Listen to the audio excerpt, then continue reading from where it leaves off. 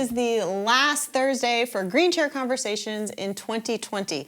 We are going to take a few weeks off and be back in the beginning of January 2021. And so we thought, why not get the most requested guest we've had to meet me in the original green chair for a fun, unedited, unscripted conversation. And that guest, my very own husband and better half, Tommy Morris. This is going to be a really, really fun episode. We're going to get personal, flip the script some, and are going to get very, very practical on some things that have and have not worked for us as we've navigated this pandemic and very unique holiday season. So let's get to it and meet Tommy Morris in the green chair. Hi. Hey, well, this is fun. This is fun.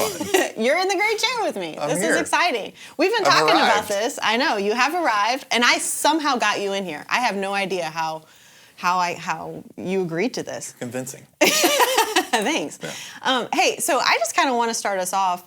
One of the things, we've talked about, and I've had other people talk to me about is, I'm the first female pastor, Hope Church, Memphis. But what we haven't heard much about is that you are the first pastor's husband of Hope Church, Memphis. So one of the things that people don't know is Christmas, Easter, preaching on the weekends, working on the weekends. We have stepped into some very unconventional roles, right? You're handling the kids. I'll lay out the Christmas clothes, and you're bringing the gang to church. So I kind of want us to lean into that and talk a little bit about how you've managed that. That's been a shift for us as a couple. So let's jump in. I think number one, it's your job, okay. And I'm very proud of you for what you do. Yeah. Oh, well, thank you. And so I want to pull my weight. I want to be supportive. And so and I'll also say this. Some of it's on my phone right now. My background is a picture of the girls and me from 3 years ago on Easter, laying in the backyard on a blanket, and we were taking selfies like people do. But I try to capitalize on those times to be with them as well. Yeah. Because you're really intentional about that. And that's what I love, is that you really take that time. Sometimes when I'll tell you, hey, is it okay if I preach this weekend, and are we good? And you're like, yeah, I really want to get some time with the kids. Yeah. Which is really sweet. Yeah. Well, and I also, when it comes to navigating life of before I was a preacher's husband, I was a preacher's son. Yes. And so I don't know how many folks know this, but I'm share it. I'm Eli Morris's son. And so I was a preacher's kid. And so you and I met here at Hope. Yeah. And my joke is that I moved to California and came back and tricked you into marrying me, an old friend. And so I knew what it was like to have, my dad gone during the holidays in some ways. And a lot of times what it has been able to do is, those big occasions, we don't put as much emphasis on, and my parents did a great job of this. It is the day-to-day. Yeah. And so that's something that I think that we've adapted and adopted. And I love that. And, if a holiday is on a Monday and we celebrate it on a Thursday, that's okay. So that's been important. And that, honestly, that has been something that's been harder for me. I remember when we sat down, when we talked about seminary, we talked about then ordination, and I was like, and then I started getting involved in Christmas, Easter, all those services. One of my things was, I'm not going to be able to take the kids to church, and I'm not going to be, and you're like, so? That's how I grew up. That's fine. It's okay. They know you're intentional, and we're intentional in the time that we do have together. And I almost feel like having that kind of balance of the two. But it was harder for me because me stepping into that unconventional role, because I was like, well, this is what I'm supposed to be doing and how I'm supposed to be handling it. It's harder on me. Yeah. You're kind of like, that's literally how I grew up. No, it's true. Yeah. It's true. Yeah. Can I ask questions? Am I allowed to? Yeah. I know, it makes me nervous. Okay. I know, yes, that's why we're doing this. Let me tell you something. I'm asking this question mainly because I want you to ask it back to me. Okay. Is that okay, that's fair. At least you're honest. And so the question being, we're going through weird times, obviously. Yeah. What is some things that you've been processing or learning or just spending a lot of time on during these weird times? Which one? Well, and what's crazy too about that is when you say weird times, we have literally in March, you have a full-time job, I have a full-time job. We're working at home. We weren't normally working from home. Our kids who are in school are now at home. Our house is not equipped. Like, we don't even have an office at our house. So we're all under the same roof, trying to manage school, trying to manage work. And then my dad, I've talked about this, has a cancer diagnosis. Your parents get COVID. That was scary. And we've also have navigated the civil unrest with our friends that we deeply love. So it's a lot of stuff. And I think that we've gone through a really like challenging season through that. I mean, that's heavy. And so for me, I guess, you know, the biggest thing, particularly because let's just be honest, like we're doing this recording today. We were supposed to have done it a week ago or a week and a half ago, and we get quarantined. We're doing all the things that everybody else is doing. Everybody's negative, so we're good. But it's just this constant change of plans. And so for me, that's hard because I'm a planner. Like, I don't know if you know this or not. I'm a planner, and I love to have things together, and I love to have things organized and mapped out, and I just like my little schedule. Like, I love it. But I can't have that right now, and everything's constantly changing. And so for me, like, this phrase keeps coming into my mind, and it's going to sound weird, but like forced gratitude. Like forced gratitude, mainly just because it's not natural for me. Like, I also don't know if you know this about me, but I do the little stress spiral, right? Like one thing happens and then it's like, zzz. How much am I supposed to agree? That's fair. You're doing good. Good. You're the appropriate amount. Good. I'll just smile. Yeah, that's good. But I do the stress spiral, and then it's like, oh my gosh, how are we going to do this? How are we going to manage this? What's going to happen? Everything changes. And so for me, what I'm really learning is to force gratitude in those moments that are hard, is to say, okay, we did not want to get on quarantine. And we did not want to change plans, and we didn't want to get everybody tested and change everything up. It's not part of our plan, but I'm finding ways to force gratitude in those moments. So even though it's a change of plan, even though it's not what I want, I'm having to sit here and say, okay, God, like, thank you for a warm house. Like, it's just basic stuff. And I think those are the things that I think a lot of us have overlooked. You know, I think it's easy to say, we have to be grateful for the big things and the huge blessings that we receive and the whatever it is that we've been praying about and we finally get.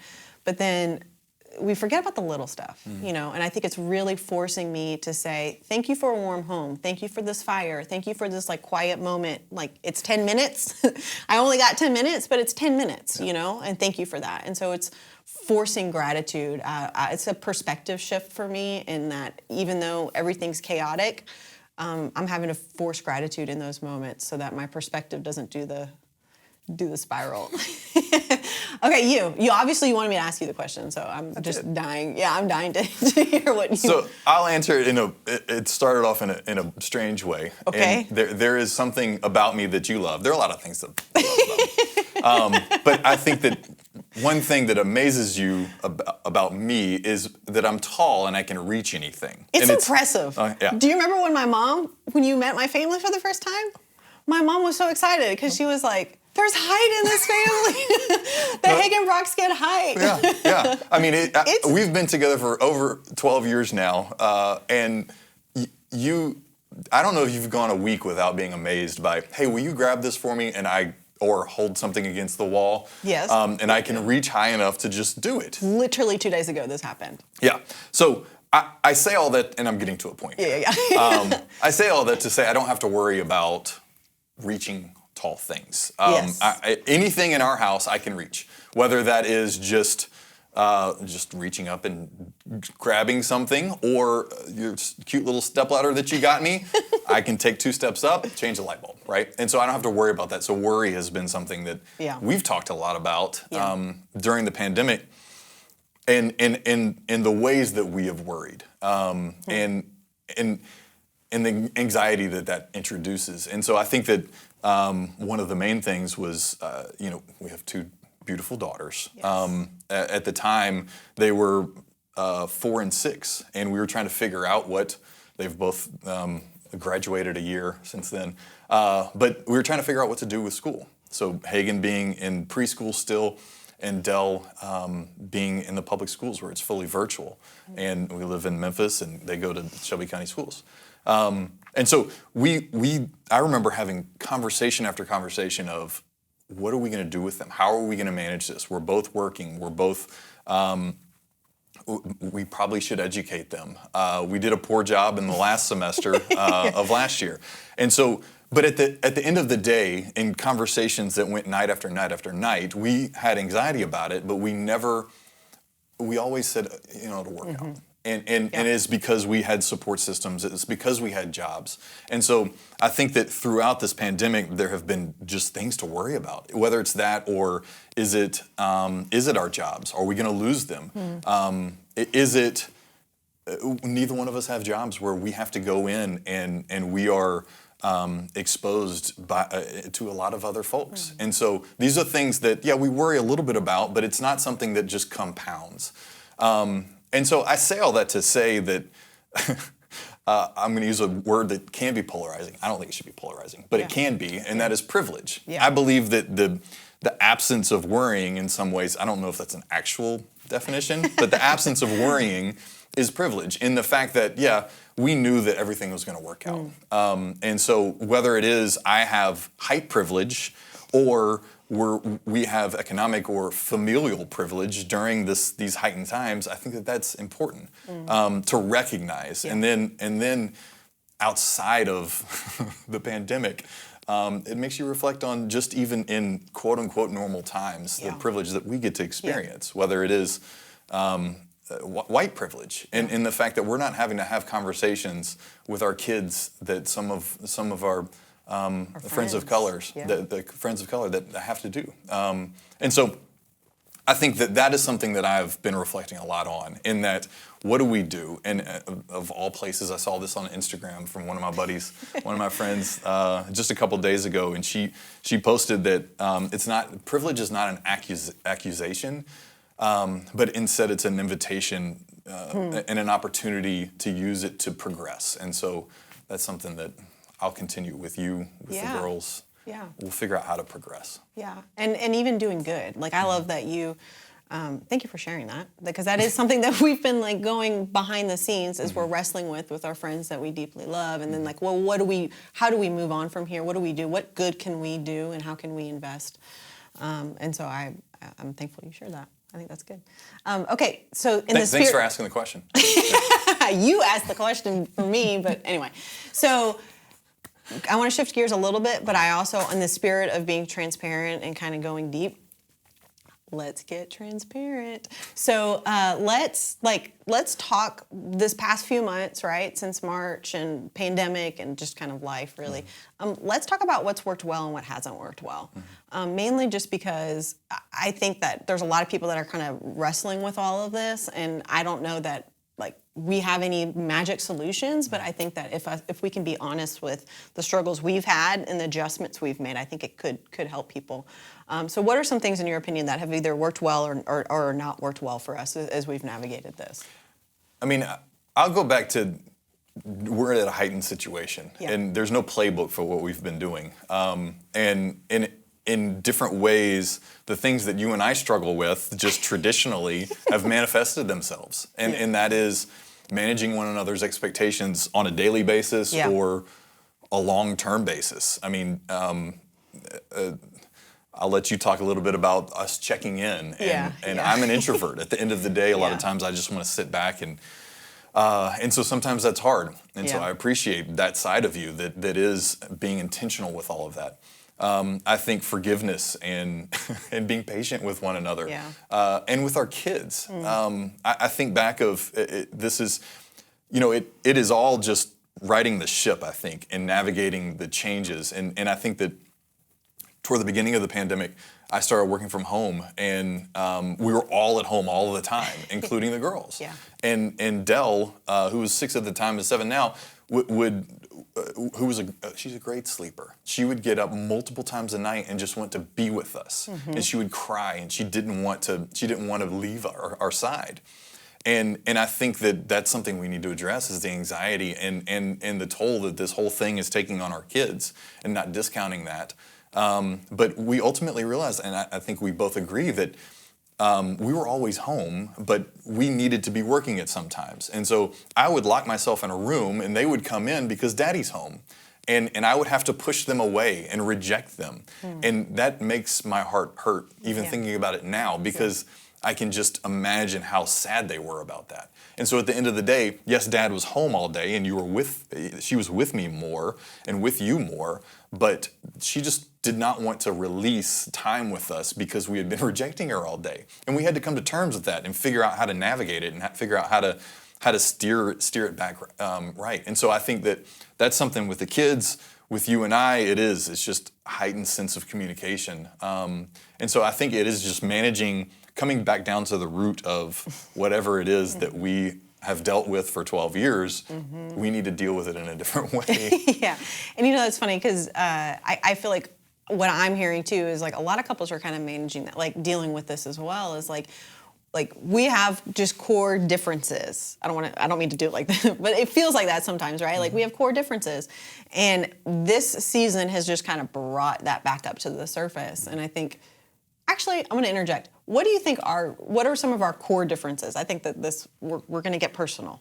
Are you comfortable going? Sure. Okay. I mean, our core, I think there's things that we just have, day one of marriage is just we just see differently in. We've gone through books and yes. classes and stuff like that. I mean, I think our love languages are different. Yes. Well, I know that they are. Like massively different. Right. Like mine is like your least and yours is like my least. Yeah. You like gifts. I love gifts. I don't get them. Well, I literally don't understand them, and I don't get them for you. So, which is terrible.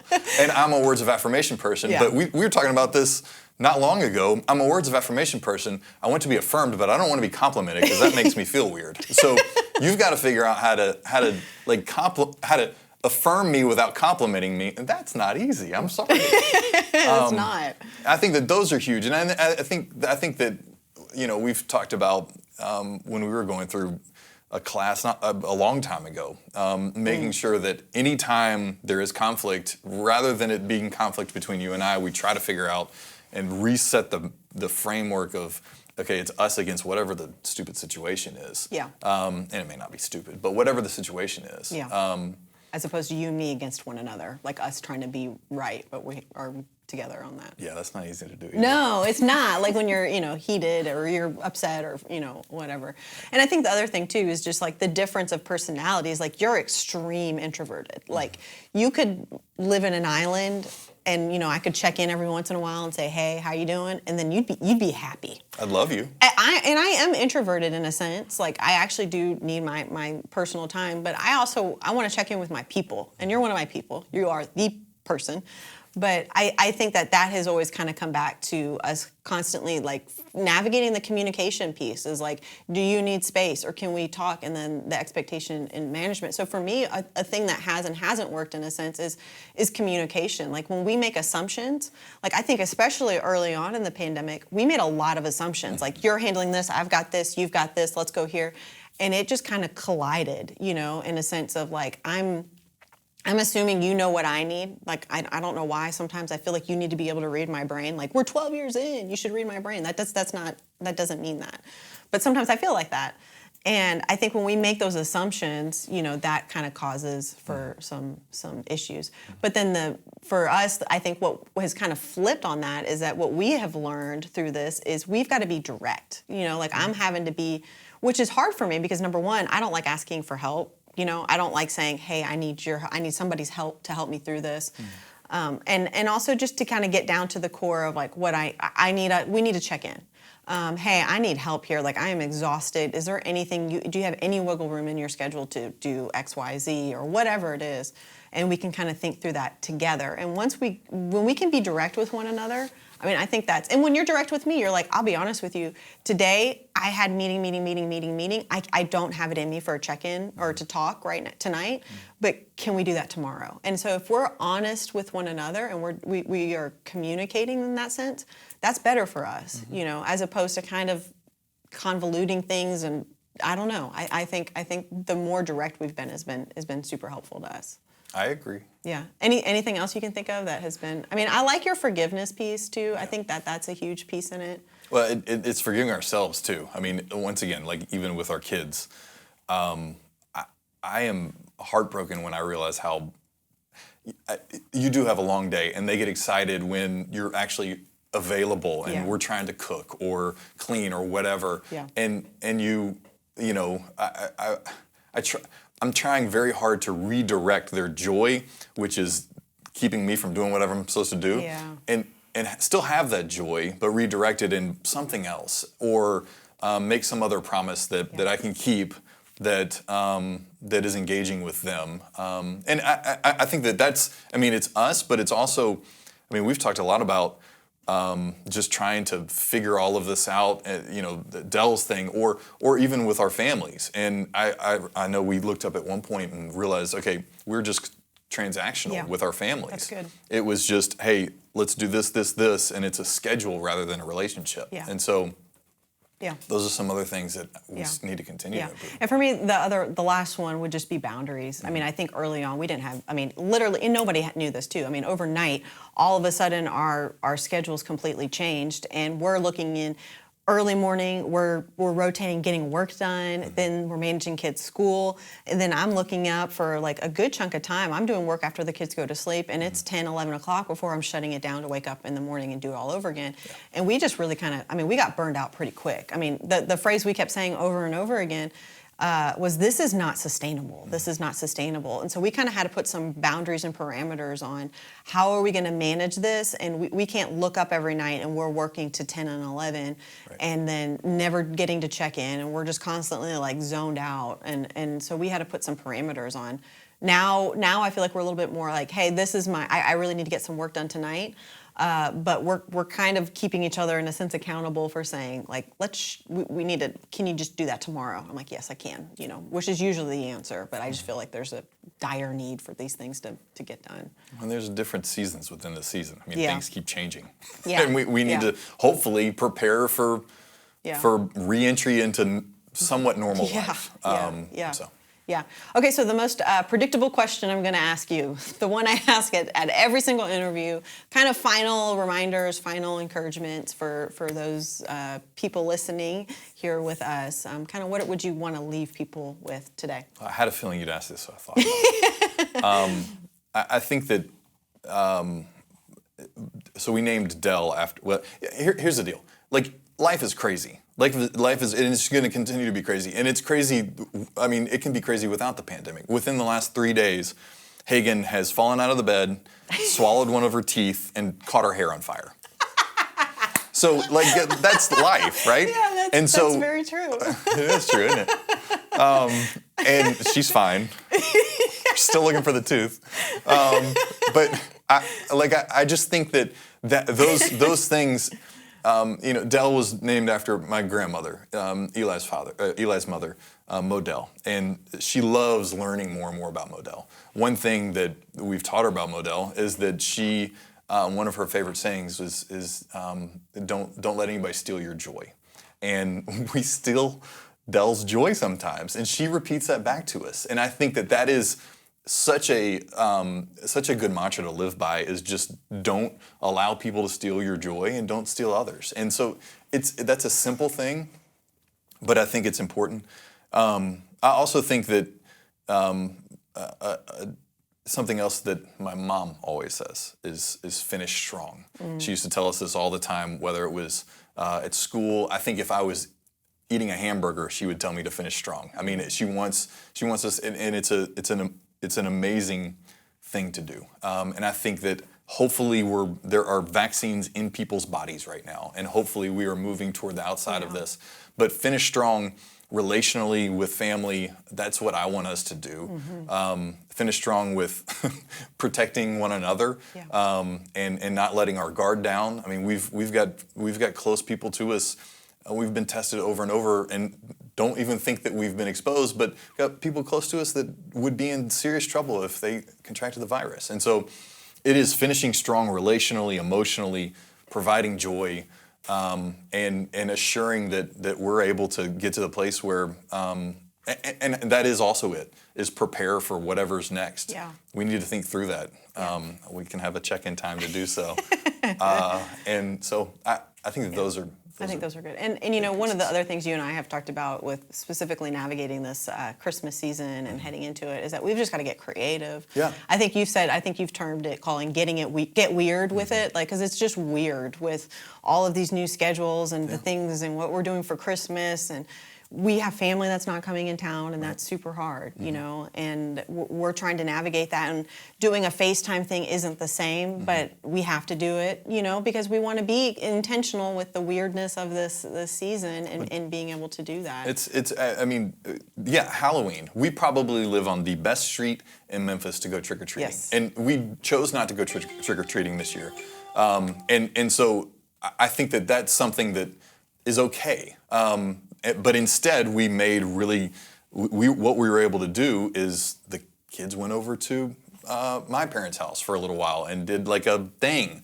And then we all went over to your parents' house after we'd quarantined for a while, and we were able to do trick-or-treating at their house. Then we go back for Thanksgiving, and what do the kids want to do? They want to trick-or-treat again in the house. And so I think in 5 years, we're going to forget that we didn't trick-or-treat on our street, but instead we got weird. We went and hid in closets at our homes and did stuff. So and that's what they'll. Yeah, I think that's a good reminder too. Is like that's the stuff that they're gonna remember, not all this other stuff. And I guess my final reminder too, even just for people listening, and I've talked to you some about this, but like.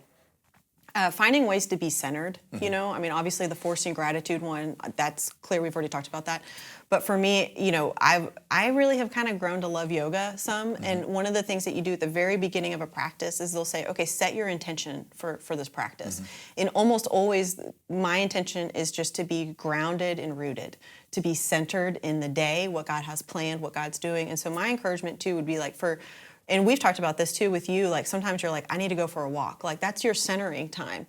And I think my encouragement for people would be find ways to be centered, to make time, that space, whether it's resting, whether it's praying, whether it's reading, whether it's walking, to clear your head and just find centering moments that can really keep you rooted and grounded in, kind of what because the days get weird, the days get odd, and they are constantly changing. I told somebody today that I was like, I have like change of plans, PTSD, like it's just constantly happening and happening and happening. And so I think part of it is find things that are going to ground you throughout that day, that's going to kind of propel you into the season. So, but I love your mom's reminder. I think that's so perfect for us. It's just finishing strong, particularly this season, this year. This is our last episode of 2020, and it's episode 20 in 2020. There you go. Look at that. Look at you. Well, before you do your little thing where you turn and, and that's a wrap and all that stuff, I am insanely proud of you. Oh, you're really sweet. That's going to make me awkward. That's fair. Well, I waited till the end for it. Oh, perfect. And you are an absolute force, and you're tremendous at what you do. And there are 2 little girls that live in our house that believe that they can do anything because they watch you. So I love you. I love you, and now you're making me cry. You're not supposed to be crying. Do your little thing. Thank you so much, though. I love you, and thank you for being here and kind of sharing this wisdom, and I really do appreciate that. And that is a wrap for our 2020 special edition of Green Chair Conversations with the Tommy Morris. Don't forget that you can stay connected with us. You can share today's episode with a friend, or you can share any previous conversations that we have at hopechurchmemphis.com/GCC, as well as listen on any Apple or Spotify podcast apps. You can email me, as always, at greenchair@hopechurchmemphis.com. And love you guys. See ya in 2021.